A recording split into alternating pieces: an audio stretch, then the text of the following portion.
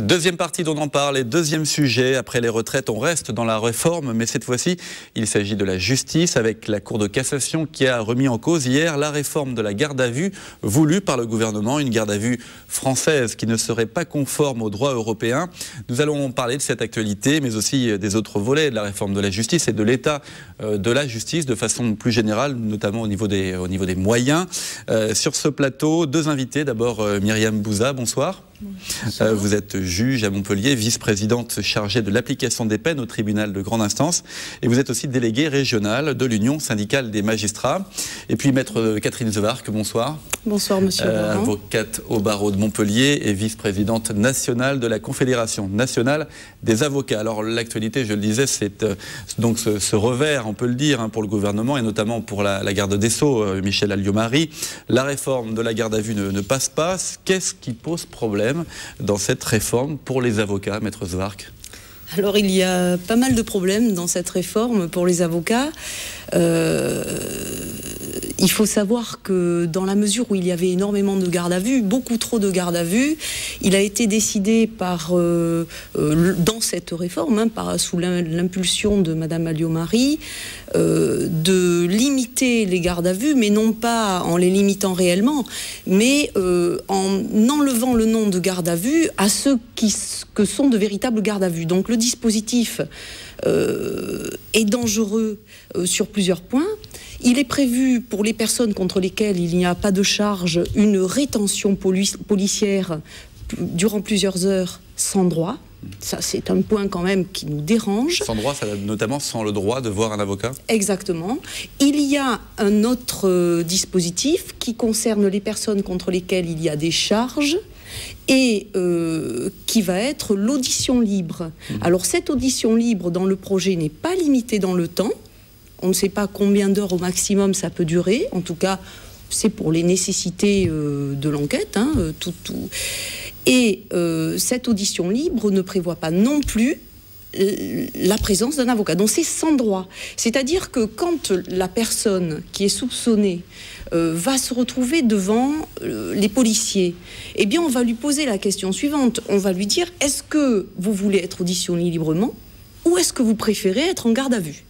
Alors, évidemment, la personne préférera être placée en audition libre, mais on ne lui dit pas que cette audition faussement qualifiée de libre la prive du droit à un avocat, la prive de ses droits. Ce qui est l'usage pour le moment, c'est que quelqu'un qui est en garde à vue a droit à un avocat à quel moment? Exactement. Justement. Alors, en début de procédure, il peut demander un avocat, il va le voir pendant 30 minutes. Aujourd'hui, la présence de l'avocat est symbolique et c'est pour ça que la Cour de cassation, après les juridictions européennes, a sanctionné cette façon de faire, puisqu'on n'est pas du tout en harmonie avec le droit européen et les garanties fondamentales qui sont dues aux justiciables. Alors ce qui bloque aussi notamment, ce sont les limitations à la présence de l'avocat pendant les gardes à vue, notamment dans des affaires de terrorisme, stupéfiants, grand banditisme, ce qui était l'usage jusque-là, et ce qui devait être prolongé dans la réforme, c'est-à-dire que dans des cas très précis, effectivement,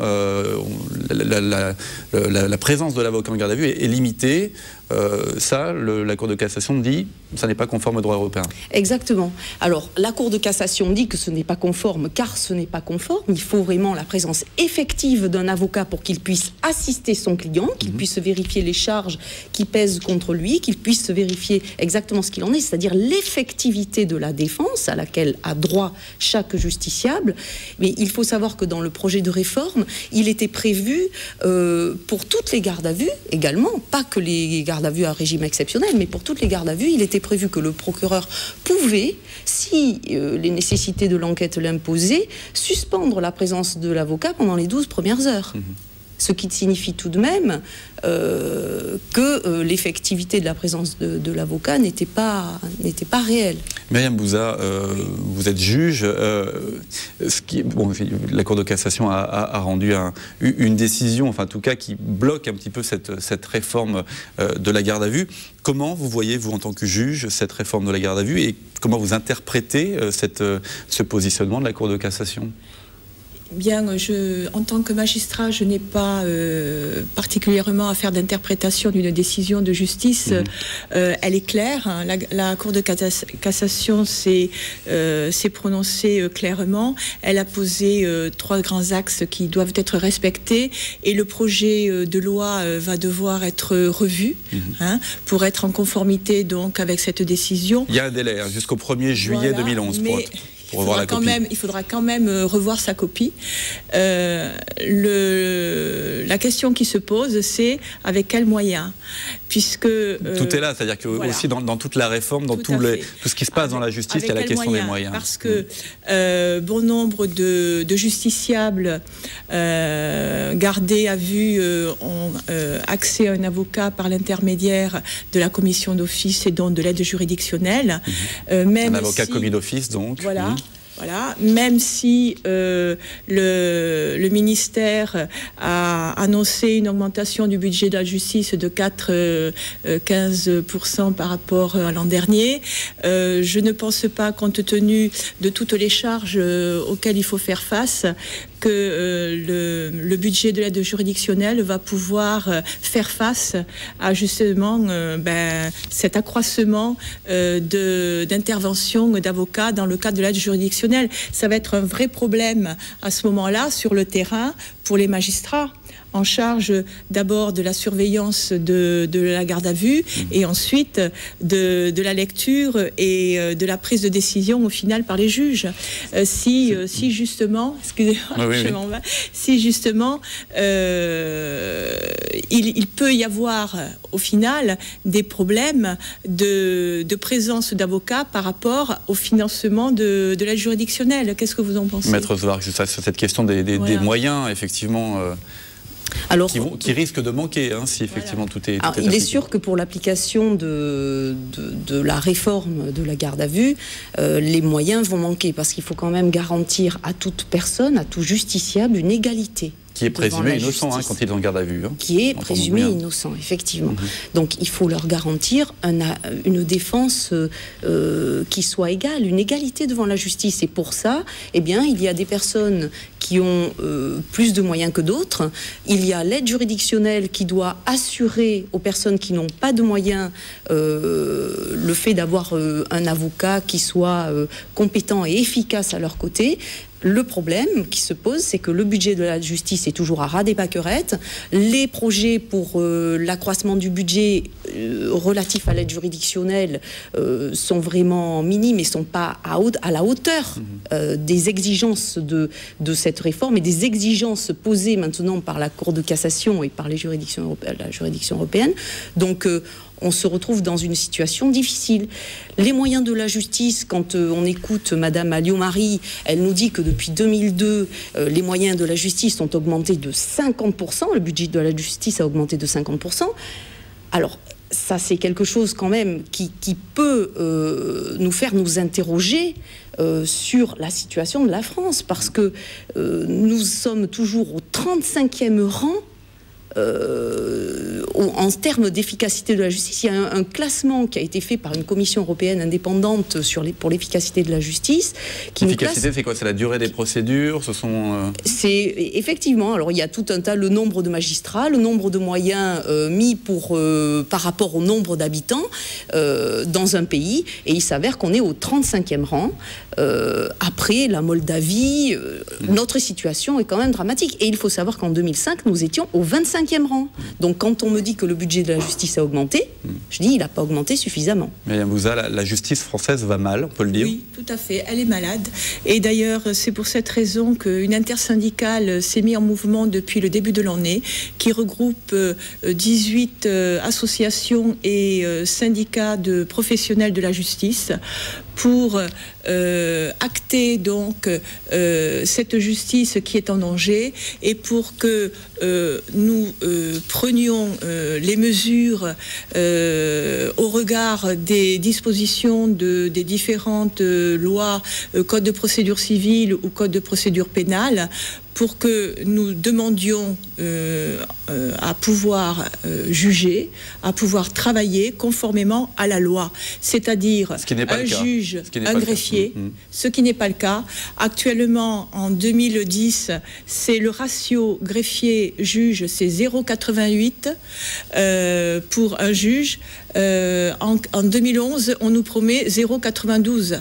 Donc, et on s'estime content, mais nous ne sommes pas contents. Voilà. Il n'est pas normal à Montpellier, à Perpignan, à Béziers, que après la loi pénitentiaire, un effort ait été pris pour des créations de postes de magistrats et qu'il n'y ait pas eu de création de postes de greffiers correspondants. Ce qui fait qu'on se retrouve avec des magistrats spécialisés qui ont un travail de cabinet, qui doivent être en tout acte assisté de leur greffier et qui travaillent seuls. Voilà. Il y a autre élément de la réforme qui est apparu en début d'année, c'était ce projet de suppression du juge d'instruction. Alors, c'est un projet qui serait soit mis en attente, soit enterré, selon les sources et selon le sentiment des uns et des autres. Et c'est un projet qui avait été dénoncé de façon très importante, notamment par les juges. Qu'est-ce qui posait problème dans ce projet de suppression du juge d'instruction ? Eh bien, c'est-à-dire qu'en supprimant le juge d'instruction, on donnait plus de pouvoir, de compétences d'attribution, de pouvoir, je vais dire pour qu'on se comprenne bien, au parquet. Il se trouve que nos collègues magistrats du parquet dépendent de l'exécutif. Donc du ministère. Voilà, n'ont pas l'indépendance qu'ont les juges du siège, et il était à craindre donc que les justiciables qui n'étaient plus devant un juge d'instruction indépendant qui instruisait à charge et à décharge et qui ne pouvaient pas également se payer l'assistance d'un avocat, puisque beaucoup d'actes dans ce projet de réforme pouvaient être à l'initiative de la personne mise sur la sellette, on va dire. Donc il y avait une rupture d'égalité entre les citoyens.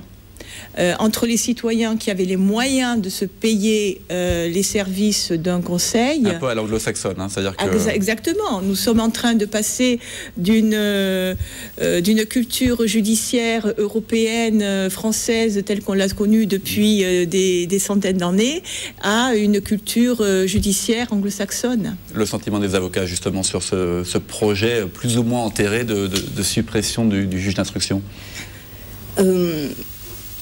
Alors, le sentiment des avocats, évidemment, nous avons également lutté contre ce projet tel qu'il était présenté, parce que il faut quand même remettre les choses dans leur contexte, c'est-à-dire que la justice, c'est vraiment inhérent au concept de démocratie.